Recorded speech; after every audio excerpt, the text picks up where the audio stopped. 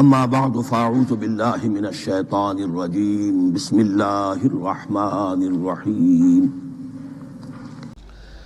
الحج اشہر معلومات فمن فرض فیہن الحج فلا رفث ولا فسوق ولا جدال فی الحج وما تفعلوا من خیر یعلمہ اللہ وتزودوا فإن خیر الزاد التقوی واتقون یا اولی الالباب صدق اللہ العظیم۔ پچھلے رکوع سے مناسک حج کا تذکرہ شروع ہو چکا تھا، اور اس کے ضمن میں خاص طور پر یہ کہ اگر کوئی حج کا احرام باندھ کر یا عمرے کا احرام باندھ کر سفر شروع کر دے اور کہیں درمیان میں ایسی رکاوٹ پیش آ جائے کہ اسے احرام کھولنا پڑے بغیر عمرہ کیے اور بغیر حج کیے، تو اس صورت میں کیا قواعد و ضوابط ہیں۔ اب جو یہ رکوع ہے 25واں، اس میں حج کا اصل فلسفہ،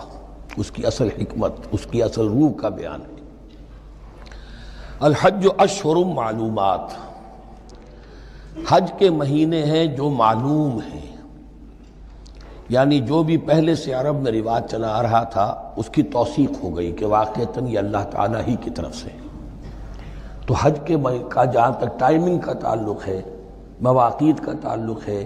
وہ گویا کہ اللہ تعالیٰ کی طرف سے توثیق فرما دی گئی۔ فمن فرض فیہن الحج،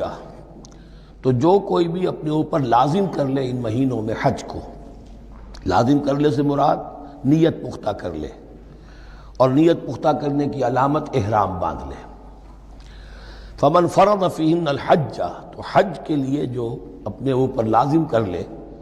فلا رفث ولا فسوق ولا جدال فی الحج، تو احرام کی حالت میں یہاں لفظ حج آیا ہے، ان میں سے پہلی قید جو ہے فلا رفث، تو کوئی شہوت کی بات نہیں ہونی چاہیے۔ میاں بیوی بھی ساتھ حج کر رہے ہیں تو احرام کی حالت میں وہی قید ہے کہ جو اعتکاف کی حالت میں ہے۔ باقی یہ کہ فسوق اور جدال، اللہ کی نافرمانی یا باہم جھگڑنا، اس لیے کہ بہت بڑی تعداد میں لوگوں کا اجتماع ہوتا ہے، سفر میں بھی لوگ ساتھ ہوتے ہیں، تو لوگوں کے غصوں کے پارے جلدی چڑھ جاتے ہیں۔ اس میں خاص طور پر روکا گیا کہ یہ ہے کہ اس میں امن ہو اور سکون ہو۔ اور آج بھی واقعہ یہ ہے کہ دنیا میں معجزات میں سے ہے یہ، اتنی بڑی تعداد میں لوگوں کا جمع ہونا، اور وہاں امن رہتا ہے، وہاں وہ جنگ و جدال اور جھگڑا اور فساد وغیرہ قطع نظر نہیں آتا۔ یا تو یہ کہ پچھلے دنوں میں کچھ سیاسی اعتبار سے کوئی مہمیں اٹھائی گئی ہیں، یا یہ کہ کچھ چور اچکوں نے بھی جانا شروع کر دیا ہے وہاں پر، لیکن جھگڑا اور جو گالم گلوچ کی نوبت ہم نے اپنے آنکھوں سے نہیں دیکھی، اسے 5-6 مرتبہ حج کی سعادت حاصل ہوئی ہے۔ فلا رفث ولا فسوق ولا جدال فی الحج وما تفعلوا من خیر یعلمہ اللہ، اور جو خیر بھی تم اس کے دوران کرو گے اللہ کے وہ علم میں ہوگا۔ نوافل پڑھ رہے ہو، اضافی طواف کر رہے ہو، کوئی اور بھی جو کام کر رہے ہو، تو اس میں کسی اور کو دکھانے کی ضرورت نہیں ہے۔ اپنے خاموشی کے ساتھ انسان وہ اپنی جو بھی نیکی مزید کما سکے کمائے، جو بھی مناسک حج ہیں ان پر مستزاد۔ وَتَزَوَّدُوا فَإِنَّ خَيْرَ الزَّادِ التَّقْوَىٰ، اور سفر کے لیے زاد راہ ساتھ لے لیا کرو، اور بہترین زاد راہ تقویٰ ہے۔ اب اس آیت کے 2 معنی لیے گئے ہیں۔ ایک تو یہ کہ بہترین زاد راہ تقویٰ ہے، یعنی سفر میں آپ نے زاد راہ خرچ کی شکل میں تو لے لیا، تقویٰ ہے نہیں، تو پھر کیا ہوگا؟ وہ تو صرف پیسہ خرچ کرنے کے لیے اچھا احرام لے لیں گے، اچھی جگہ لے لیں گے قیام کی، تو تقویٰ اگر نہیں ہے تو حج ہی نہیں ہوگا۔ لیکن اس کا ایک دوسرا مفہوم جو ہے وہ بھی بہت اہم ہے کہ اگر انسان خود اپنا زاد راہ ساتھ نہ لے تو پھر وہاں مانگنا پڑتا ہے۔ تو تقویٰ سے مراد یہاں ہے سوال سے بچنا۔ بہتر یہ ہے کہ زاد راہ لے کر چلو، اور یہ کہ اس کے لیے تمہیں کسی کے سامنے سائل نہ بننا پڑے۔ اگر تم صاحب استطاعت نہیں ہو تو حج تم پر فرض ہی نہیں ہے۔ خام خواہ کو ایک شے جو تم پر فرض نہیں ہے اس کے لیے وہاں جا کر بھیک مانگنا، یا یہاں سے بھیک مانگ کر یا چندہ لے کر جانا، یہ تو قطعاً غلط حرکت ہے۔ وَتَزَوَّدُوا فَإِنَّ خَيْرَ الزَّادِ التَّقْوَىٰ وَاتَّقُونِ یَا أُولِي الْأَلْبَابِ، اور یقیناً میرا ہی تقویٰ کرو، مجھی سے ڈرو اے ہوش مندو۔ لَيْسَ عَلَيْكُمْ جُنَاحٌ أَن تَبْتَغُوا فَضْلًا مِّن رَّبِّكُمْ، اس میں تم پر کوئی حرج نہیں ہے، کوئی گناہ نہیں ہے کہ تم حج کے سفر کے دوران اپنے رب کا فضل بھی تلاش کرو۔ آدمی ہندوستان سے پاکستان سے جا رہا ہے، اسے اچھی اجناس لے جائے تجارت کے لیے، جو وہاں پر بیچ کر کچھ نفع حاصل کر لے، تو یہ تقویٰ کے منافی نہیں ہے۔ اگر وہاں پر کوئی کاروبار کر سکو کرو۔ فَإِذَا أَفَضْتُم مِّنْ عَرَفَاتٍ، تو پھر جب تم عرفات سے واپس لوٹو، اس لیے کہ اصل حج جو ہے وہ عرفہ ہے، الحج العرفہ، حج کے بقیہ تمام مناسک رہ جائیں، صرف عرفہ میں شمولیت ہو جائے، قیام عرفہ میں تو حج ہو گیا، باقی جو چیزیں رہ گئی ہیں اس کا جو بھی اس کا کفارہ ہے، اس کا جو دم دینا ہے وہ دے دیا جائے، لیکن عرفہ سے اگر آدمی رہ گیا عرفات کے قیام سے تو پھر حج نہیں ہوا۔ اب یہاں سے جب لوٹتے ہو تو فاذکروا اللہ عند المشعر الحرام، یہ ٹائم ٹیبل نوٹ کر لیجئے کہ اصل میں 8 کی شام کو مکے سے نکلتے ہیں 8 ذی الحج کو، اور رات منی میں گزارتے ہیں، پھر 9 کا دن ہے اصل یوم عرفہ، 9 ذی الحج، صبح کو نکلتے ہیں، قافلے چلتے ہیں اور کہیں دوپہر تک، اور دوپہر سے بھی ہو سکتا ہے تاخیر ہو جائے، لیکن کوشش ہوتی ہے کہ ظہر سے پہلے پہنچ جایا جائے، لیکن ظہر اور عصر دونوں ملا کر پڑھ لی جائیں عرفات میں داخل ہونے سے پہلے۔ اسی لیے جو مسجد ہے عرفات کے میدان سے ملحق وہ عرفے کے اندر شامل نہیں ہے، وہ اس کی حدود سے باہر ہے، تو اصلیے اس کا افضل یہی ہے کہ ظہر اور عصر ملا کر وہاں پڑھی جائیں، اور اس کے بعد سے غروب آفتاب تک قیام ہے، وہ عرفات کا قیام ہے، اس میں کوئی نماز نہیں، یعنی جو روایتی جو عبادت ہے اس کے سب دروازے بند۔ اب تو اگر دعا کی آپ کے اندر ایک روح پیدا ہو چکی ہے، اپنے رب سے ہم کلام ہو سکتے ہیں، اور آپ کو حلاوت مناجات حاصل ہو گئی ہے، تو دعا مانگتے رہیے، بس یہی ہے دعا۔ قیام عرفہ جو ہے کھڑے ہو کر بیٹھے ہوئے جس طرح بھی ہو اللہ سے مناجات کرو، یا پھر یہ کہ اگر اس میں کبھی ہو جائے کسی وجہ سے تو آدمی تلاوت کرے، لیکن یہ کہ عام نماز نہیں۔ فَإِذَا أَفَضْتُم مِّنْ عَرَفَاتٍ فاذكروا اللَّهَ عِندَ الْمَشْعَرِ الْحَرَامِ، یہ مزدلفہ کا قیام ہے، 9 کی شام کو مغرب کی نماز کا وقت ہو چکنے کے بعد وہاں سے روانگی ہے، لیکن وہاں مغرب کی نماز پڑھنے کی اجازت نہیں ہے۔ اب جاؤ اور مغرب اور عشاء دونوں جمع کرو اس میں مشعر حرام یعنی مزدلفہ میں، وَاذْكُرُوهُ كَمَا هَدَاكُمْ، اور یاد کرو اسے، ذکر کرو جیسے کہ تمہیں اس نے ہدایت دی ہے۔ اس سے مراد ہے کہ جو کچھ اللہ کے رسول نے تمہیں سکھایا ہے، ذکر کے جو طور طریقے ہیں، اس کے لیے جو بھی طریقے ہیں وہ اللہ نے ہدایت دی اپنے رسول کے ذریعے۔ وَإِن كُنتُم مِّن قَبْلِهِ لَمِنَ الضَّالِّينَ، اور یقیناً اس سے پہلے تو تم گمراہ لوگوں میں سے تھے، تمہیں معلوم نہیں تھا، حج کی شکل باقی رہ گئی تھی، اس کی روح ختم ہو گئی تھی، اس کے مناسک میں بھی تم نے رد و بدل کر دیا تھا، وہ آگے آ رہا ہے۔ ثُمَّ أَفِيضُوا مِنْ حَيْثُ أَفَاضَ النَّاسُ، پھر پلٹو وہیں سے جہاں سے کہ سب لوگ پلٹتے ہیں۔ قریش نے یہ کہا تھا کہ ہماری خاص حیثیت ہے کہ ہم تو منی ہی میں مقیم رہیں گے، باہر سے آنے والے لوگ عرفات جائیں اور عرفات سے پھر واپس لوٹیں، یہ سارے مناسک ہمارے لیے نہیں ہیں، ہم تو مکے والے ہیں اور ہماری شان یہ ہے کہ ہم عرفات نہیں جائیں گے، منی ہی میں قیام رہے گا۔ یہاں بتایا گیا کہ یہ تم نے غلط بات ایجاد کر لی ہے، ثم افیضوا من حیث افاض الناس، جہاں سے سب لوگ لوٹتے ہیں یعنی میدان عرفہ سے، وہیں سے لوٹیں۔ واستغفروا اللہ، اللہ سے استغفار کرتے رہو، ان اللہ غفور رحیم، یقینا اللہ بخشنے والا رحم فرمانے والا ہے۔ فَإِذَا قَضَيْتُم مَّنَاسِكَكُمْ، اور جب تم اپنے یہ مناسک ادا کر لو، پورے کر لو، فاذكروا اللہ كذکرکم آباءکم، تو اب اللہ کا ذکر کرو جیسے کہ تم اپنے آباء و اجداد کا ذکر کرتے رہے ہو، جس شد و مد کے ساتھ۔ وہاں یہ ہو گیا تھا کہ پھر منی میں جب یہ ٹھہرتے تھے تو اپنے آباء و اجداد کے قصیدے بیان کیے جا رہے ہیں، جیسے ہمارے ہاں ہوتا ہے، جو دیہاتی لوگ ہوتے ہیں، راجپوت لوگ ہوتے ہیں، ان کے میراثی ہوتے ہیں، اسی طرح وہاں شعراء ہوتے تھے قبائل کے، وہ ان قبیلوں کی مدح بیان کرتے تھے، ان کے بڑے بزرگوں کی، اسلاف کی جو ہے عظمت بیان کرتے تھے۔ اللہ کا ذکر ختم ہو چکا تھا،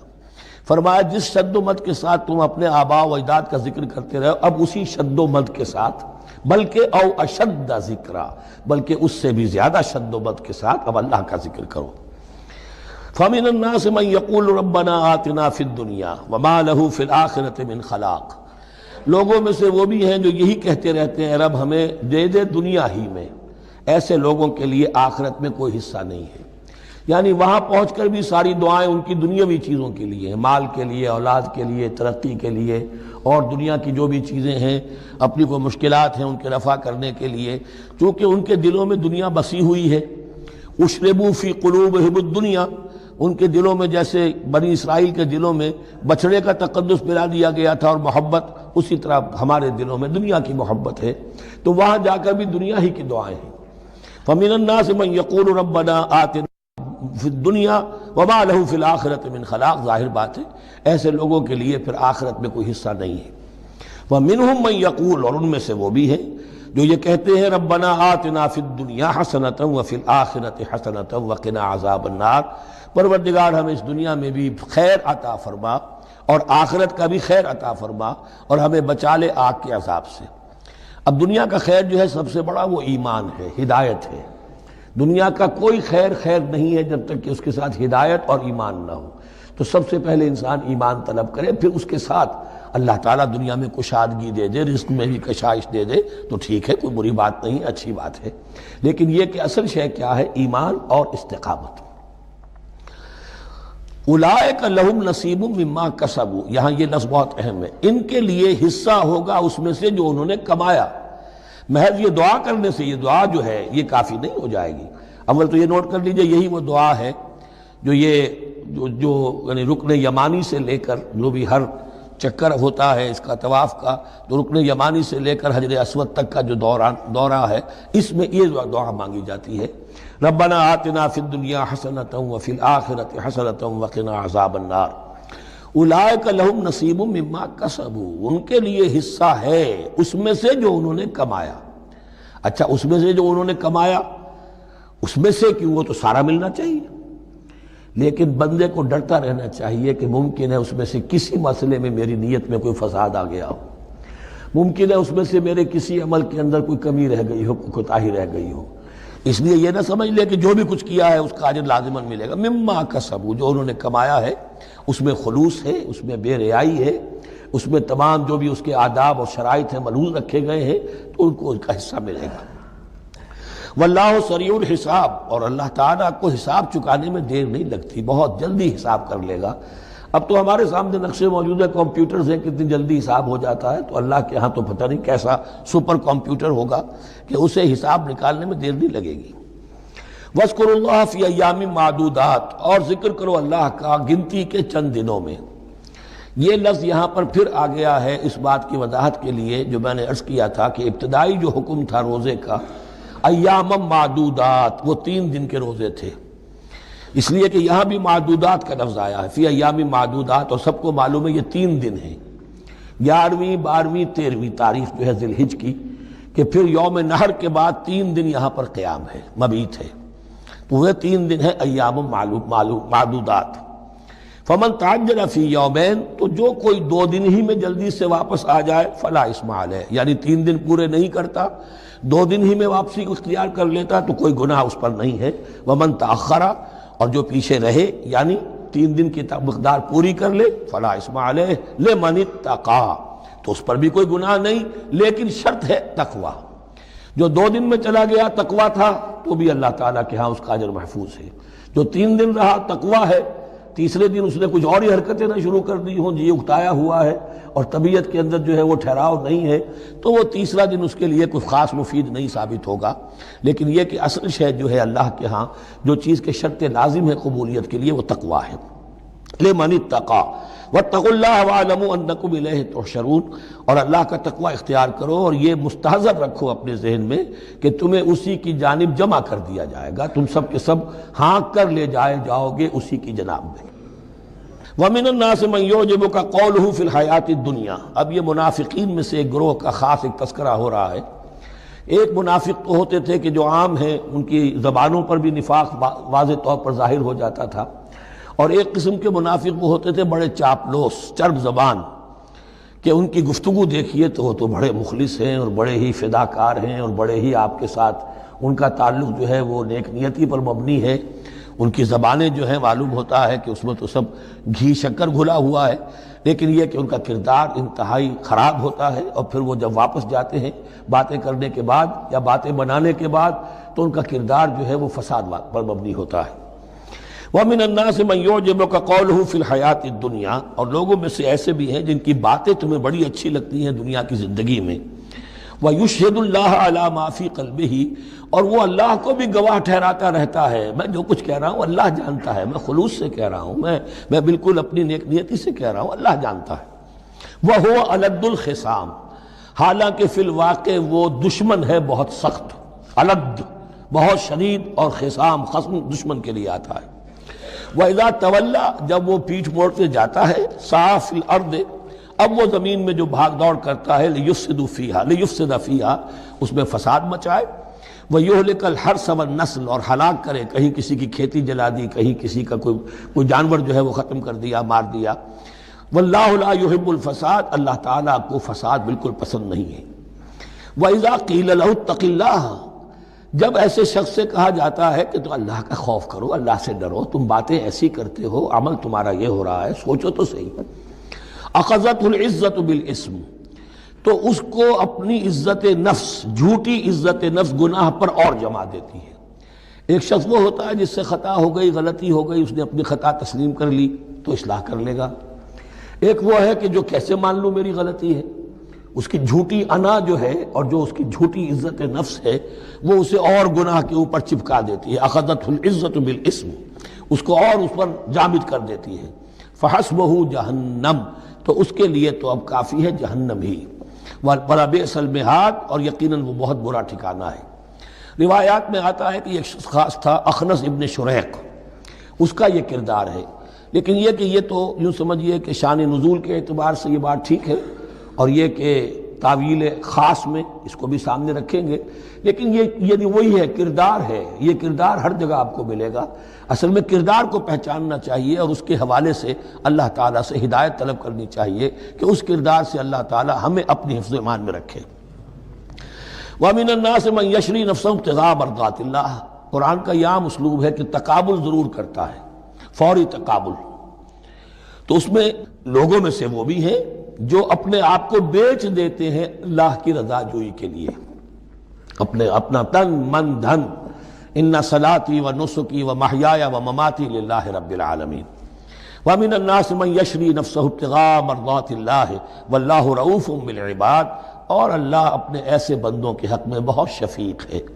ظاہر بات ہے جس نے یہ ارادہ کر لیا ہو، نیت کر لی ہو، کبھی ایسے شخص سے بھی کوئی کوتاہی ہو سکتی ہے، حالات ہو سکتے ہیں عارضی سے، کبھی جذبات میں آ کر کوئی غلط قدم اٹھ گیا، اللہ پھر معاف فرمائے گا، بڑی شفقت کے ساتھ معاف فرمائے گا۔ طے کر لے انسان، ایک سیدھا راستہ یہی بن جائے ان صلاتی و نسکی و محیایا و مماتی للہ رب العالمین۔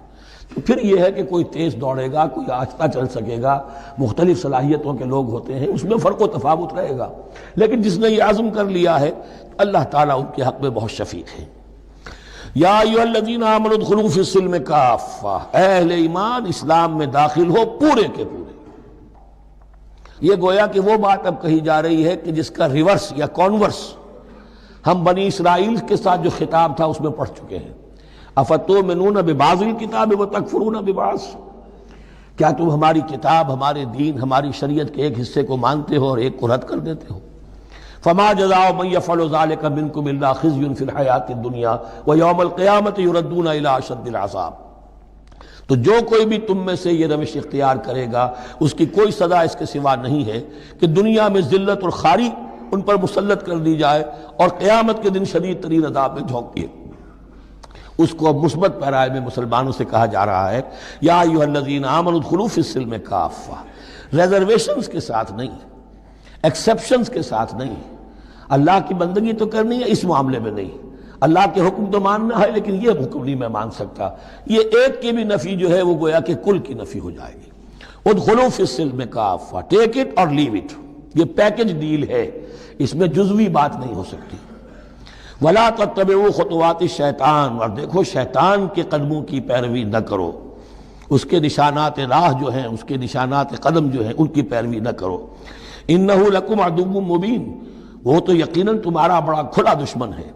فَإِن زَلَلْتُم مِّن بَعْدِ مَا جَاءَتْكُمُ الْبَيِّنَاتُ پھر اگر تم پھسل گئے اس کے بعد بھی کہ تمہارے پاس یہ واضح تعلیمات آ چکی ہیں، فَاعْلَمُوا أَنَّ اللَّهَ عَزِيزٌ حَكِيمٌ تو جان لو کہ اللہ تعالیٰ پھر زبردست ہے۔ اس میں دھمکی کا پہلو آ گیا کہ پھر اللہ کی جو ہے پکڑ سخت ہوگی، حکیم بھی ہے، اس کی پکڑ میں بھی حکمت ہے۔ اگر یہ پکڑ نہ ہو تو ظاہر بات ہے کہ پورا نظام جو ہے دین کا وہ پھر بالکل ایک بے منطقی، اگر اللہ کی طرف سے کسی گناہ پر پکڑ ہی نہیں ہے تو پھر یہ آزمائش کیا ہوئی، پھر جزا و سزا کا کیا سوال، پھر جنت اور دوزخ کا کیا معاملہ۔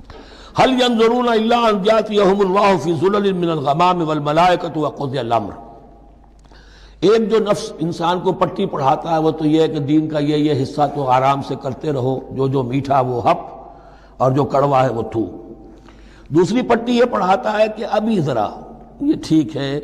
یہ اللہ کا حکم ہے، یہ بھی حکم ہے، دین کا یہ بھی تقاضا ہے، ابھی ذرا ذمہ داریاں ہیں، ابھی ذرا بچوں کے معاملات ہیں، بچے برسر کار ہو جائیں، بچیوں کے ہاتھ پیلے ہو جائیں، میں ذرا ریٹائرمنٹ بھی لے لوں، تو پھر یہ مکان بنا لوں، پھر میں اپنے آپ کو دین کے لیے پھر خالص کر لوں گا، دین کے لیے پھر میں وہی کام کروں گا۔ یہ سب سے بڑا دھوکہ ہے، وہ وقت کبھی نہیں آتا۔ اسی لیے فرمائے کس شے کا انتظار کر رہے ہیں؟ هل ينظرون الا ان ياتيهم الله في ظلل من الغمام، کہ اللہ تعالیٰ آ جائے بادلوں کے سائبانوں میں، والملائکۃ اور فرشتے آ جائیں، وقضی الامر اور پھر فیصلے چکا دیا جائے گا۔ کیا معلوم کب وہ گھڑی آ جائے۔ یہ مہلت عمر تو اچانک ختم ہو سکتی ہے، پوری دنیا کی قیامت بھی جب آئے گی اچانک آئے گی، اور ہر شخص کی ذاتی قیامت تو اس کے سر کے اوپر تلوار کی طرح لٹکی ہوئی ہے کہ من مات فقط قامت قیامتہ، جو مر گیا اس کی قیامت تو آ گئی۔ کیا تمہارے پاس گارنٹی ہے یہ سارے کام کرو گے تب تک زندہ رہو گے اور پھر بھی تمہارے جسم میں کوئی توانائی، کوئی رمق باقی رہ جائے گی کہ دین کا کوئی کام کر سکو؟ تو جان لو تم کس چیز کا انتظار کر رہے ہو سکتا ہے اچانک اللہ کی طرف سے مہلت ختم ہو جائے، سٹاپ رائٹنگ، 3 گھنٹے ہو گئے، بس اب جو لکھ لیا، اب آگے تمہارے پاس مہلت نہیں ہے۔ وَإِلَى اللَّهِ تُرْجَعُ الْأُمُورُ، اور یقیناً تمام معاملات اللہ ہی کی طرف لوٹا دیے جائیں گے۔